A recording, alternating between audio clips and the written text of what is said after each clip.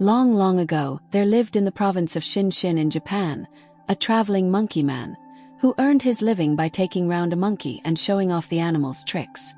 One evening the man came home in a very bad temper and told his wife to send for the butcher the next morning.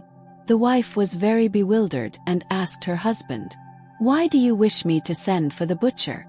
It's no use taking that monkey round any longer. He's too old and forgets his tricks. I beat him with my stick all I know how, but he won't dance properly. I must now sell him to the butcher and make what money out of him I can. There is nothing else to be done." The woman felt very sorry for the poor little animal and pleaded for her husband to spare the monkey, but her pleading was all in vain. The man was determined to sell him to the butcher. Now the monkey was in the next room and overheard every word of the conversation. He soon understood that he was to be killed, and he said to himself, "Barbarous indeed is my master. Here I have served him faithfully for years, and instead of allowing me to end my days comfortably and in peace, he is going to let me be cut up by the butcher, and my poor body is to be roasted and stewed and eaten. Woe is me! What am I to do? A bright thought has struck me. There is, I know, a wild bear living in the forest nearby. I have often heard tell of his wisdom. Perhaps if I go to him and tell him the strait I am in, he will give me his counsel. I will go and try." There was no time to lose. The monkey slipped out of the house and ran as quickly as he could to the forest to find the boar. The boar was at home, and the monkey began his tale of woe at once. "Good Mr. Boar, I have heard of your excellent wisdom. I am in great trouble, you alone can help me.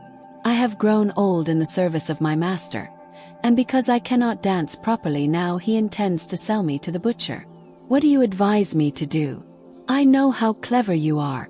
The boar was pleased at the flattery and determined to help the monkey. He thought for a little while and then said, "Hasn't your master a baby?" "Oh yes," said the monkey. "He has one infant son. Doesn't it lie by the door in the morning when your mistress begins the work of the day? Well, I will come round early, and when I see my opportunity one will seize the child and run off with it." "What then?" said the monkey. "Why, the mother will be in a tremendous scare, and before your master and mistress know what to do, you must run after me and rescue the child and take it home safely to its parents, and you will see that when the butcher comes they won't have the heart to sell you." The monkey thanked the boar many times and then went home. He did not sleep much that night, as you may imagine, for thinking of the morrow. His life depended on whether the boar's plan succeeded or not. He was the first up, waiting anxiously for what was to happen. It seemed to him a very long time before his master's wife began to move about and open the shutters to let in the light of day. Then all happened as the boar had planned. The mother placed her child near the porch as usual while she tidied up the house and got her breakfast ready.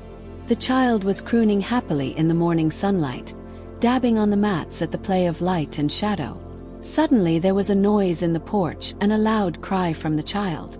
The mother ran out from the kitchen to the spot, only just in time to see the boar disappearing through the gate with her child in its clutch.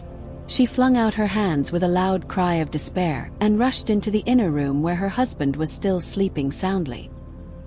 He sat up slowly and rubbed his eyes, and crossly demanded what his wife was making all that noise about. By the time that the man was alive to what had happened, and they both got outside the gate, the boar had got well away, but they saw the monkey running after the thief as hard as his legs would carry him. Both the man and wife were moved to admiration at the plucky conduct of the sagacious monkey, and their gratitude knew no bounds when the faithful monkey brought the child safely back to their arms. "There," said the wife. "This is the animal you want to kill. If the monkey hadn't been here we should have lost our child forever." "You are right, wife, for once," said the man as he carried the child into the house. "You may send the butcher back when he comes. And now give us all a good breakfast, and the monkey too." When the butcher arrived he was sent away with an order for some boar's meat for the evening dinner, and the monkey was petted and lived the rest of his days in peace, nor did his master ever strike him again.